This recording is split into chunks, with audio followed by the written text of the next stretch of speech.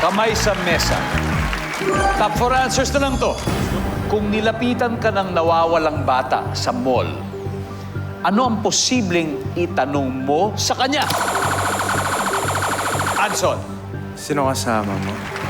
sinong kasama mo? Sino kasi? Sinong kasama mo? Yes! O, direk ha. Eto, nilapitan ka ng nawawalang bata sa mall. Ano ang posibleng itatanong mo sa kanya? Ano pangalan mo? Sino muna, di ba? Anong pangalan mo? Direk, pasok.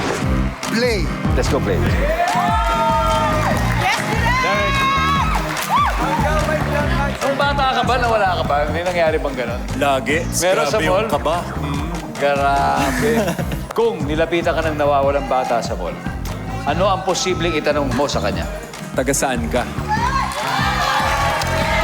Taga saan ka? Ano? Bababango na to. Isa na lang eh. Oh. So nawawala yung bata sa mall, nakita mo, pinuntahan ka. Posibleng itanong mo sa kanya, Andrea. Ilang taon ka na?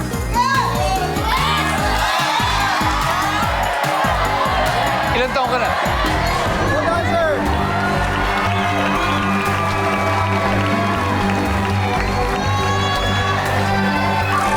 Tapos ang boxing. Ang ating final score, Team Ibarra 455, Team Tan 86. Team Tan, mabuhay ang Team Tan. Pang-finale. Good try, good try. Mabuhay, mabuhay. Christine, thank you. Gimson, next time. Next time ulit, Kuya Next time ulit. Mag-uwi pa rin kayo ng 50,000 pesos. Thank you.